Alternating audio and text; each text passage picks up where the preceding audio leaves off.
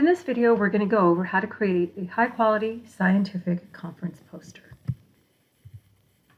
We're going to provide you with an overview of some tools, resources, and key elements that you need to be aware of.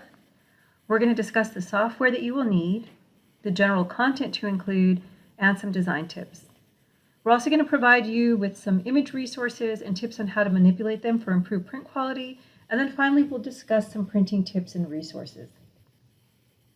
Because we only have time for an overview, in our conference poster subject guide, you can see it pictured here, we've included some links to resources that will be of use to you, such as poster samples, design guides, and video tutorials. I'll be referring back to this often throughout the video, just pointing out that these resources will be on the guide.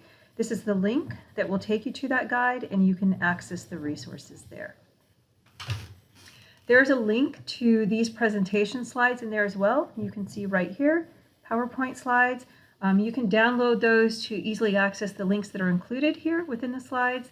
And then there's also a link to download the poster sample that we created.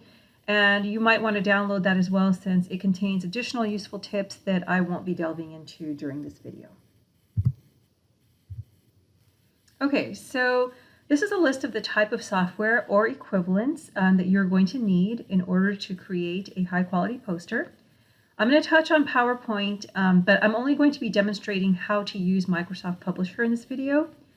You're also going to need software such as Photoshop if you find that you need to manipulate images, and then you should use software such as Word or Excel to create the content that you're going to include in your poster, since that's going to help eliminate a lot of formatting issues if you try and create the content directly in Microsoft Publisher. Okay, just a little bit about PowerPoint.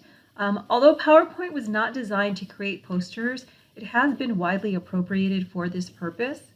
A lot of freely accessible templates can be found online, which makes this a quick and dirty tool that you can use if you are short on time. So there are links to some of those resources on the guide. Another benefit to PowerPoint is that you probably already know how to use it.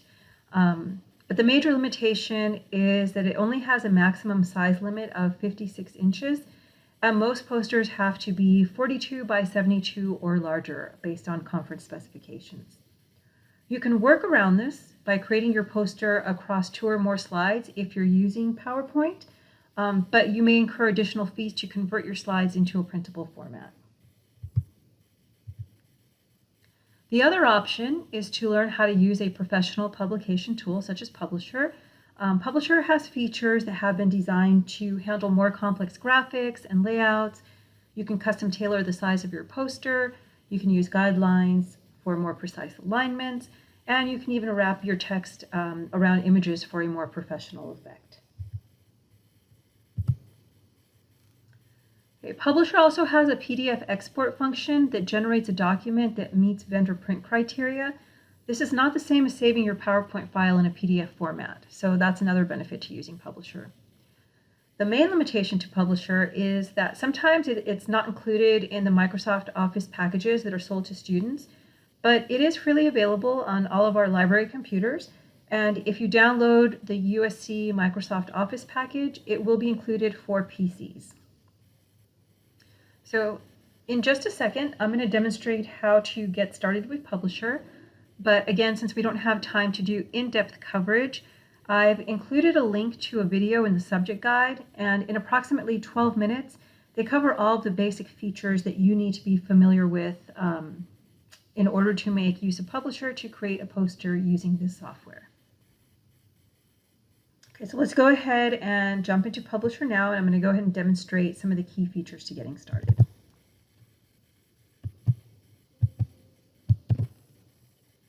Okay, so here we are in Publisher, and you can see here's my completed poster, but I'm going to go ahead and show you how to get started with creating a new poster. First thing I'm going to do is I'm going to go ahead and click on File, New, and then More Blank Page Sizes to create a custom size poster. Go ahead and click on Create New Page Size. And I'm just going to give it a name. I'm just going to call it Test for now. And this is where you're going to set your size specifications. So we're going to give it a width of 72 inches and then a height of 42 inches right here. Click OK. And then you see here on the right hand side, you already have the option to select some color options or font schemes. I'm going to leave those as they are for now and go ahead and click on Create. Okay, so the first thing that I want to do once I have my poster file open is to go ahead and insert some guides.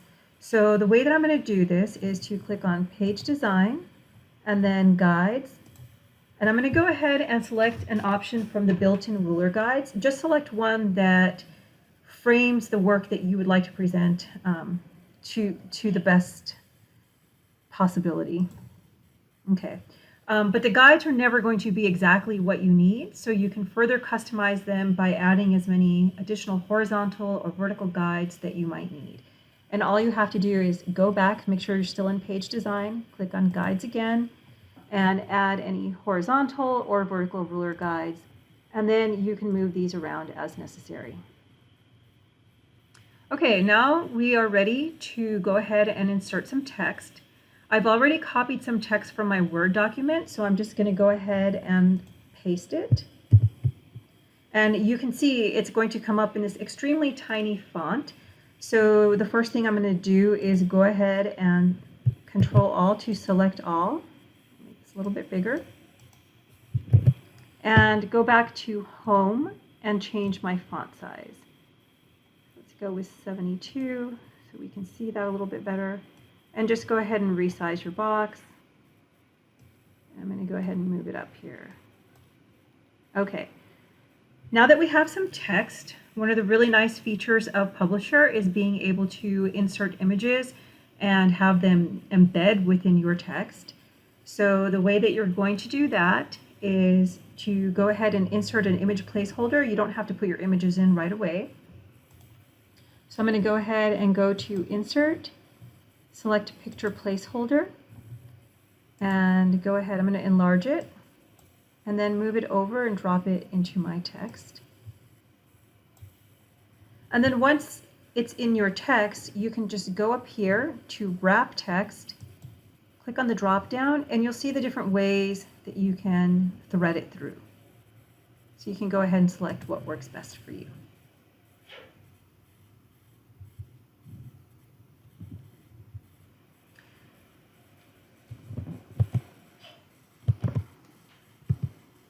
Okay, so the next thing we're going to do is go over what kind of content you should include in your poster.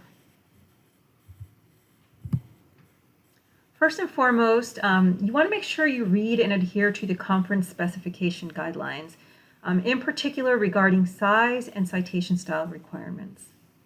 The second thing is, it's important to keep in mind that an effective poster is going to communicate your research findings in the form of a short, clearly organized, visual scientific story.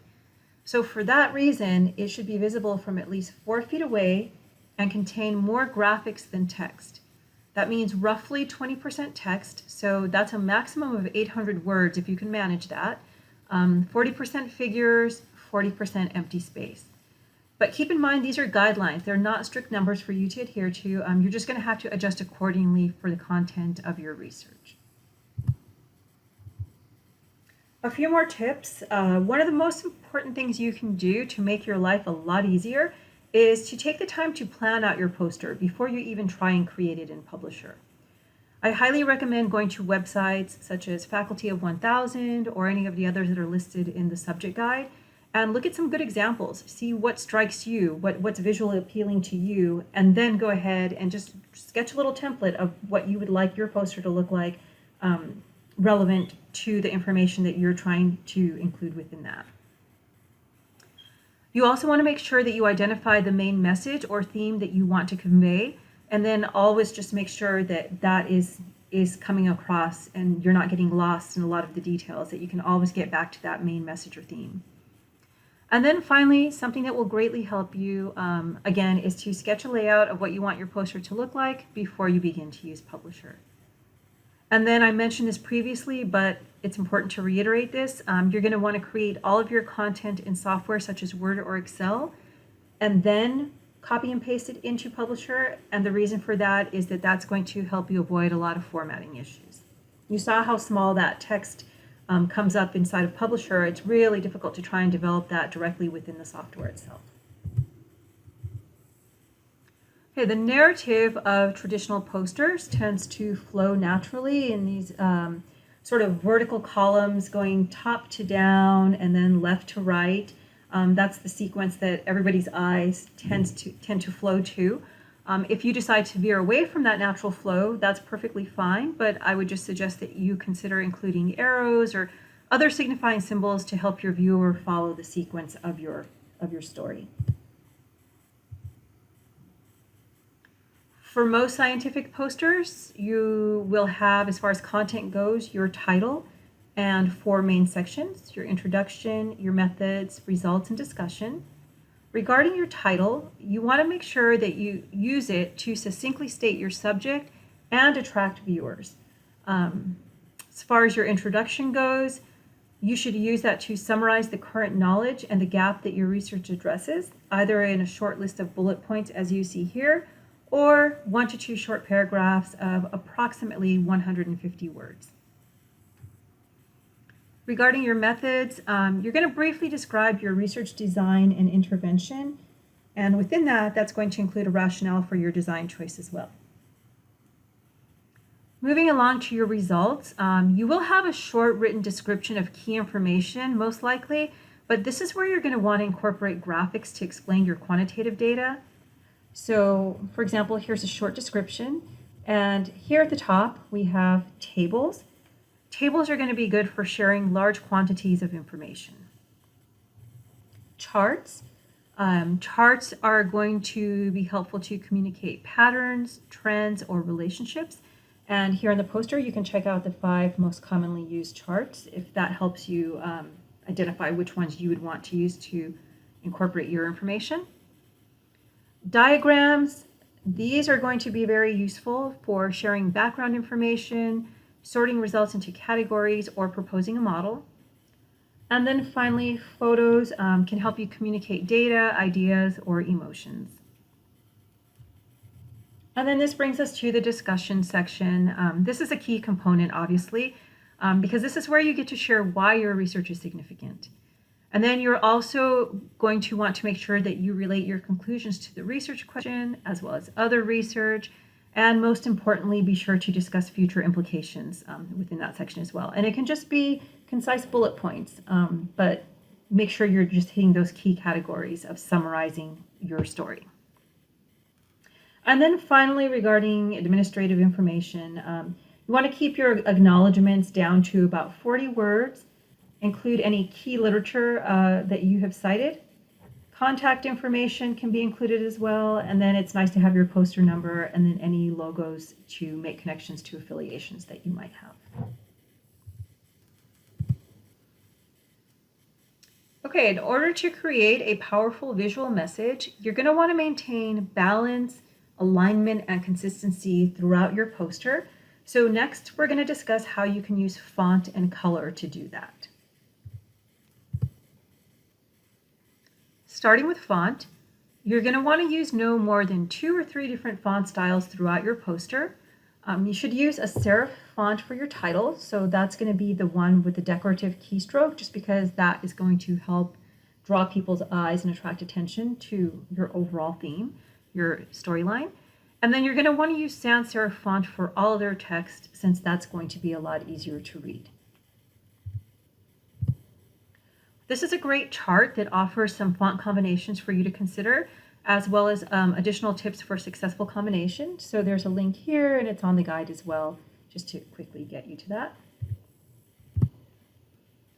And then here are some minimum starting points regarding font size to ensure legibility. So for example, to be legible from 14 feet away, you're going to want to use font that is at least 72 points. Your title, for example, should be somewhere between 85 to 115 points, and so on. So you're going to have to adjust font sizes to see what works best for you, But just remember to adjust proportionately, just using these numbers as a guideline. Color. Color is the funnest part of posters, I think. This is going to be one of the most powerful elements in drawing attention to your poster. So just like font styles, as a general rule, you're going to want to stick to about 2 to 3 colors. For legibility purposes, it's recommended to use dark print on a light background and strong color contrast to emphasize more important items. So in general, you just want to make sure that you keep an overarching eye on the unity of all the colors that you decide to include. But something that's really important to keep in mind, if exact colors are crucial to communicating your research findings, you're going to want to make sure that you calibrate your monitor prior to selecting any colors. We will not go into that in this video, but be aware that you should do that if colors are key to conveying data. Okay, one thing I do want to point out is that marketing companies have studied how the psychology of color influences buying habits, and you can make use of this knowledge to draw attention to your own research. So you can start by selecting an overall background color to subtly convey or emphasize aspects of yourself or the information that you're sharing. For example, orange conveys a sense of confidence, while blue sends a message of dependability. So you can make use of these subtle color tactics to get your information across as well. Moving along, you will want to use active colors to draw attention or emphasis to information. So you see we have red, yellow, these very bright colors.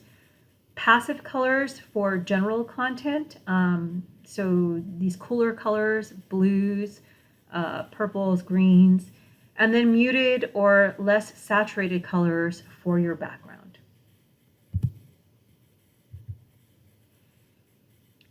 There are a variety of ways that you can effectively combine colors. We're only going to discuss 3 of them in this video. So if you only want to use 2 colors, you can combine complementary colors. So those are going to be the colors that lie directly opposite each other on the color wheel. You can consider using the first color for the background and then the second color to emphasize important information. So this is, again, going to serve to create a strong contrast. You can use a triadic color scheme where you combine 3 colors that are 120 degrees apart on the color wheel. And some consider this to be the best color scheme. Just keep that in mind. You can use the first color as the background, the second for content, and then the third to emphasize important details. And then finally, combining analogous colors, those which lie directly next to each other, this can be very pleasing to the eye. So you can use the lightest shade for the background, the next lightest for overall content, and the darkest tone for emphasis. So looking back at our sample poster, you can see we used a muted blue shade as the background color. That was to emphasize that our information is dependable. We incorporated both a triadic and analogous color scheme. So we have this red, yellow, and blue theme, and we also have different tones, different shades of blue. So we have both of those incorporated. And then we made use of active colors in our charts, such as red and yellow, to draw attention to specific information. And again, there's no right or wrong. You just need to figure out what works best for you. This was just a middle ground, a starting point to help you orient yourself around how you can use color to convey information. I also want to point out that when I refer to using only 2 or 3 colors, that's for your overall poster. If you needed to include 10 colors, for example, in a chart that you have created, that's perfectly fine. That's very reasonable. I'm just referring to your overall color scheme when I say keep it to 2 or 3 colors. Okay, so let's jump back into Publisher so that I can demonstrate how to access and apply all of these color options to your poster.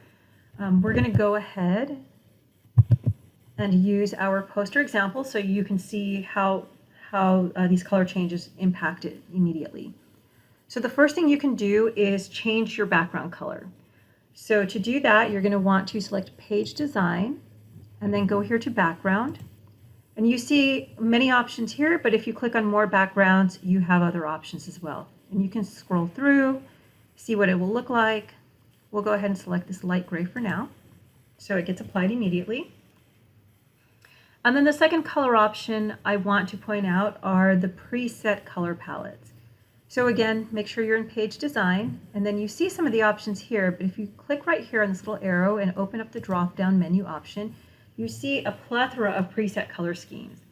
And again, this is really nice because you can scroll through and all the options and see how they will look on your poster. So that's a really nice feature. We're going to go ahead and select Pebbles. And again, you see how easily you've just revamped this entire poster and changed the color scheme. Okay, and now what I want to point out, I'm going to go back to Home. I'm going to go ahead and highlight some text. And now you see anywhere where there is a color option. So right here is the color options to change my font. This preset color scheme that we selected, you're going to see this triadic color options running across the top. And then you have your analogous color options for each of these colors running up and down. So that's why it's so easy to go ahead and incorporate triadic color schemes, analogous color schemes, whatever works for you using something like Publisher. And then finally, going back to matching specific colors, if that's really important to your research, remember you're going to want to calibrate your computer screen first, but there is a feature that you can use within Publisher. If you go right here to More Colors, and then you select Pantone, and any color that you select, you're going to see that it has a number attached to it. And what Pantone is, it's a color standard that you can give to the vendor so that they print out exactly the color that you are trying to incorporate into your poster. So it's just a graphic design standard that you can make use of. Okay.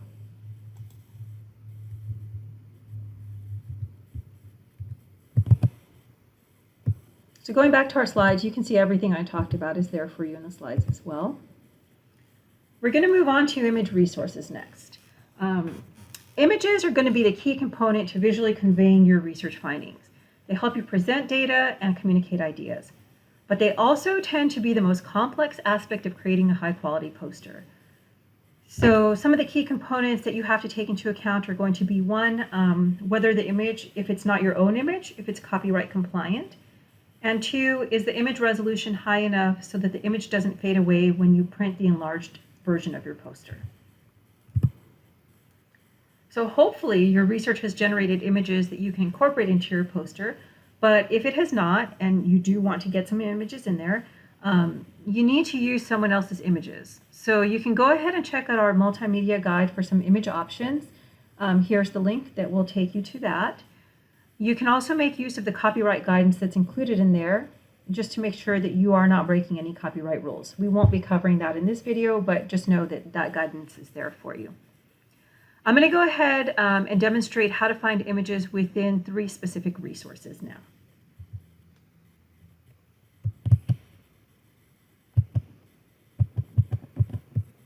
Okay, so here's the guide, and here's the 12-minute video that I had pointed out to you guys. Let me go ahead and go to OpenEye. If you need to find some copyright compliant, fee-free images, OpenEye is a search engine that lets you search for images in all of the open access journal articles inside of PubMed Central. The problem with the images that you download from the web is that they're usually not going to have a high enough resolution. We're going to talk about how to deal with that next. But since all of the images in this website are open access, one thing you can do is contact the authors to see if they will send you the high resolution version. So this is pretty easy to use. We'll just go ahead and search this resource for heart disease.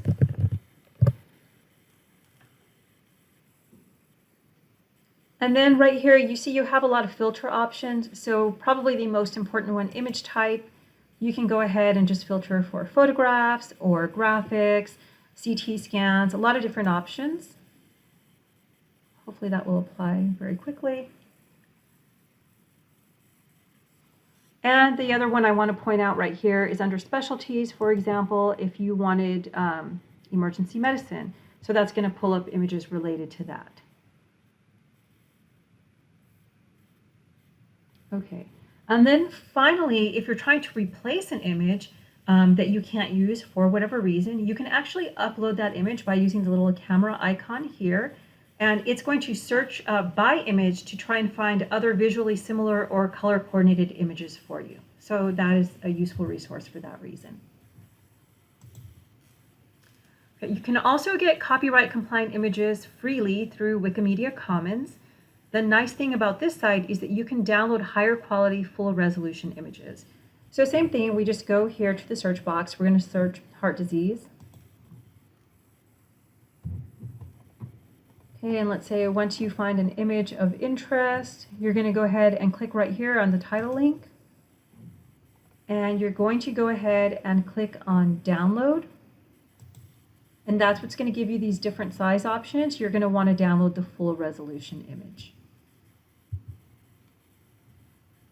Okay, and finally, if you have no other choice, you can also get copyright compliant images via Google. We're going to go ahead and do the same thing. We're in Google, we're going to search heart disease. We're going to go ahead and filter for images. If you like, you can filter by a subcategory, so let's say prevention. And then to get to those copyright compliant images, you're going to click right here on Tools. You're going to see that the second toolbar opens up, and right here under Usage Rights, okay, this is where you're going to want to go. So they have different options. You can explore them based on what your needs are, but we'll go ahead and click on Labeled for Reuse. And then a couple of other tips around that, just to improve the quality of the image that you download. If you go to Size, you can try and filter for larger images. And also by color if you're trying to color match for any reason. Okay, let's talk a little bit about image resolution. Okay, for optimal resolution, you're going to want to use lossless images with 300 ppi or pixels per inch or higher. Don't get overwhelmed by this. All this means is you're going to be looking for image files that are labeled TIFF, PNG, or PDF. These are the files that are going to tend to get you better results. Unfortunately, most web images are going to be in JPEG format with only 72 pixels per inch. So again, it's going to be better if you can download them as uncompressed files rather than copying and pasting them. That's going to be that full resolution file that I just pointed you to. And then another thing that you can do to ensure that you don't reduce the resolution of your image is to not stretch it to fit once you've uploaded it to your poster. So think about how the color fades on a balloon. You have a balloon that has a lot of color density. When you blow up the balloon, the color fades. And that's the same thing that happens when you stretch out your images. Once you've obtained an image, if you are using Windows, you can right-click on the image to check the resolution, or PPI, the pixels per inch. Remember, you want it to be ideally 300 pixels per inch or more. You don't have this option on a Mac, so what you can do is upload your image to Photoshop or other image manipulation software and check it there. So if your image has a resolution of 300 ppi or more, you're good to go. Just remember not to stretch it once you upload it to your poster. But if you encounter one of those images that only has a resolution of 72 ppi, what you can try to do is use a technique called upsampling to add pixels to it and bring it closer to that ideal 300 pixels per inch. Upsampling is not a perfect solution, but it can help to reduce the blockiness and smooth out some of the rough edges of an enlarged image. Again, upsampling is beyond the scope of this video, but one of my colleagues has made a really nice video that demonstrates how to do this in Photoshop, and there's a link located to that video in the subject guide as well. So ultimately, these are some key things to be aware of, but there are going to be a lot of variables that are going to affect the outcome of your picture print quality. Probably the best thing to do is talk to the printer before you start creating your poster to make sure that you understand what they're going to require from you as far as high quality images. They can maybe provide additional guidelines as well as to what you can do with any images that are not working for you. Okay, and finally, one word of warning. You want to be cautious about manipulating images of any original research data that you have generated, since this can actually comprise the integrity of your data. The Carter book that is listed in the guide has some general guidelines around this, and then the author also refers you to a journal article with more specific guidelines, so that is listed here, and there's a link to it in the guide as well. Next, regarding graphics for your results section, you can easily create charts and tables by using the recommended charts feature in Excel. So I included a link to a video tutorial in the guide that demonstrates how to do that. But transferring graphics from Excel can get a little tricky. You can't just copy-paste Excel charts into your Publisher document. First, you want to save them as a PDF in the original size that they were created. And after that, if necessary, you can upsample each of the images in Photoshop. Again, that might not be necessary, but these are the key things that you want to be aware of to just help save you some time when you're trying to create these posters. Again, like any other image, you want to make sure that you do not stretch them out. And then finally, logos can quickly connect you to USC graduates or other affiliated parties. So this link, the first one here at the top, is going to take you to a plethora of university-approved logos. And then there's also, the second link is just use of guidelines for these logos. And finally, the third link is contact information if you have questions around using logos. And we're getting to the end of the process. Here is a pre-print checklist that you can use before sending your poster off to the printer. There are so many details to keep in mind, so this is just a good way to make sure that you've covered all of the major areas before you send it off to the printer and they go through that entire process but charge you for their time by having done so. A couple of other useful tips. In Publisher, you can also run the design checker. That's going to inform you of any print issues, such as objects that are off the page or any low resolution images. You just have to click File and then Design Checker to do that. Publisher also has a feature that allows you to save your file for commercial printing. This ensures that all images and fonts are embedded rather than linked. So that ensures that they're going to print correctly. So to run that, you would just go to File, select Export, and then the option to save for a commercial printer. So I'm talking about this at the end, but before you even begin designing your poster, I would recommend contacting the printer that you plan to work with, just to understand the cost that's involved. The average cost for a poster tends to be $100 to $200. But you also want to ask them ahead of time, are there any dimension limitations? So for example, you have your size criteria, but what size posters can they print? Are their printers limited to any specific sizes? Any other specifications they require, such as converting your final file into a PDF. So just look for any of these hidden elements beforehand rather than at the end. Fabric versus paper, that's going to come down to personal preference, but just a couple of tips around that. Fabric's going to be a lot easier to transport since a lot of airlines will consider a poster container as your carry-on piece.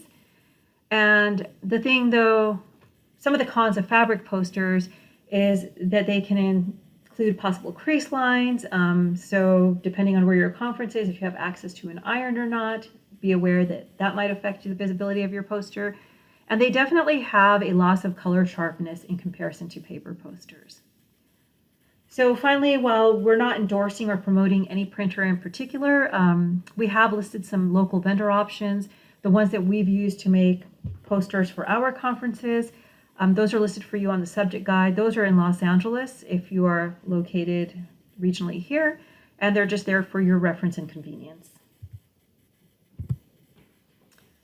And then I just want to end with some tips as to how you can share your poster more widely. You're going to put a lot of time and effort into this, so just to get return for your efforts, at the conference you can provide handouts or bookmarks with links to an electronic version of your poster. Uploading it electronically to one of the sites listed here, that's going to help keep your work visible long after the conference as well. So again, it's just going to help maximize the return on the time, effort, and money that you invested into creating it. And then finally, one thing that's really important to keep in mind, your poster file is going to be quite large. So most likely, if you want to share it, you're going to have to make use of a file sharing service such as Dropbox if you want to forward it on to anyone. Okay, so this concludes our video. Please do not hesitate to reach out if you have any questions.